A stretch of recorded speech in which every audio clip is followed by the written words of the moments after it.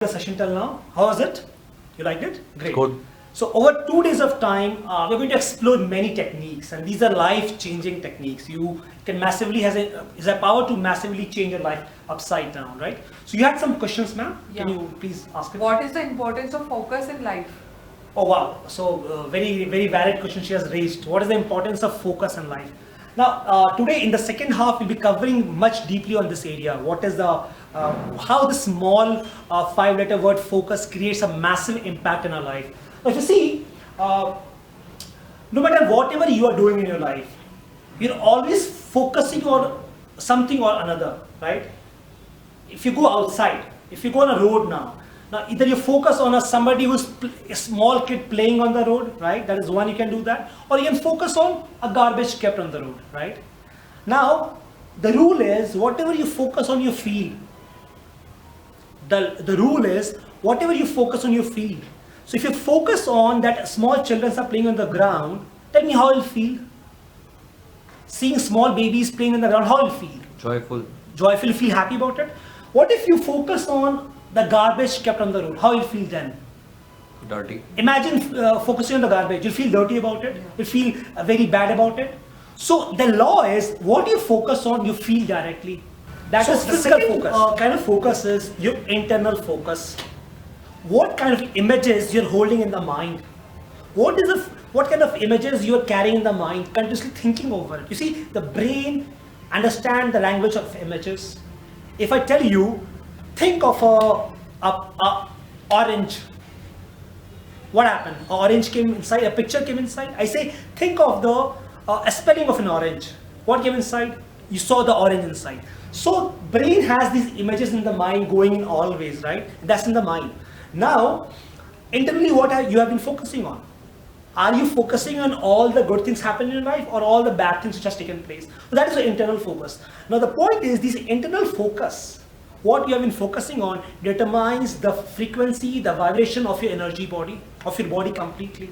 So if you see somebody who's depressed, somebody who says I'm depressed, if you see that particular person has been continuously focusing on something bad, something negative, some bad incidents of their life continuously, 24/7.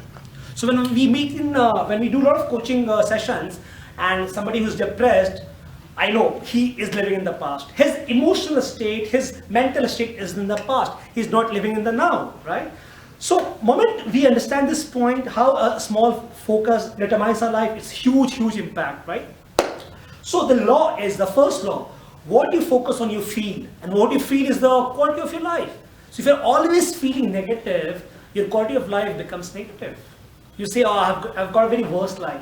Somebody who says my life is not good, you can understand either he's physically focusing on what is not there in the life, what is lacking in the life, or mentally she's only recalling all the things which are not good in life. Now that is one. Now to see the different dimension of it. So focus has two important rules. What are the laws? First is what you focus on, you feel, and what you feel is what you do, right? That's a simple law. Second law is what you focus on, it expands in life. Somebody who talks about lot of negative things in life, you see lot of negative comes in life. Somebody talks about lot of abundance, money, happiness, joy, you'll find him much more happy in life. So what you focus on expands in your life. Now, apart from this, a different angle to it would be, now if you see somebody who is a very strong person, a peak performer, somebody who's like a superstar, may not be the Bollywood superstar, but somebody who in any work they do, they're always on the top, they're always successful. Now if you need to understand what state they are in, what state they live in, if you see those guys, you'll find they're always in a peak performance state. No matter what, they're always in such an empowered, a peak performance state. They're always living that energy, that joy, that happiness. They're always excited about it. They're always enthusiastic about it, right? Now tell me, this question's to all of you. Where does the state comes from? If you see somebody who's in that highly empowered state, where does the state comes from? What is the source of the state? Thoughts? No, a state comes from how you feel inside. If you're feeling bad, your state is bad. If you're feeling highly empowered, you're very happy, your state is always positive. So state comes from feeling. Now, where does the feeling comes from? What is the source of the feeling? Where does your feeling comes from? Again, the thoughts only. Feeling comes from thoughts. So if I tell you, imagine a bad moment of your life, and you get those negative thoughts in mind, instantly your feeling changes, and you start feeling negative, right? I tell you, think of a positive thing in life. What positive can happen in your life? If you start thinking those, instantly you start feeling differently. And this happens in a second. It's like a second kind of, in a second it works out. Now, where does the thought comes from? Now we understand thought is very important. But thought determines how you feel. How you feel determines what state you are in. And if you're at peak performance state, no matter what, you're going to get through a lot of difficulties in life. So where does the thought comes from? What is source of the thoughts in your mind? And that's the key point. That's the key area. The sources are approach. No. So if I give you an example to understand this out, see this podium here. See this podium here right now. See this mic. What thoughts came inside your mind right now? Something to speak. Something to speak, this mic, this black color. Why this thought came in your mind right now? Perception. No, because you focused here. Thought comes in, where are you focusing on? So if you're having a series of negative thoughts, reflect back, mentally, you have been focusing on, internally in your mind, in something negative. What has happened, what can happen. Thought comes in, where is your focus set on? Where is you focusing on always? So focus determines which thoughts you get. Thought determines what you feel. Feeling determines your state. Now tell me, how to control this focus now? Because we understand focus equals to feeling, and feeling equals to the quality of life you're living on. Doesn't matter how much money you have, if you're not feeling good always in your life, in your relationship, in your work, that money is not going to give you anything out of it, right? So, we understand now, focus equals the feeling. And if you can only manage your focus, your quality of life changes instantly. And the more peak performance state you are in, the more peak results you get in life. Now, how to control this focus out? What is the way we can control the focus? What do you think? So, what do you think? By controlling our thoughts. No, so focus is, no, not by controlling our thoughts. In a day, we have around 60 to 70,000 thoughts in the mind. Difficult to control. You go mad if you start controlling out, right? So, the way to control your focus is to ask. This is a tool given to mankind by God. It's a very powerful tool, and through which you can literally change the direction of your life.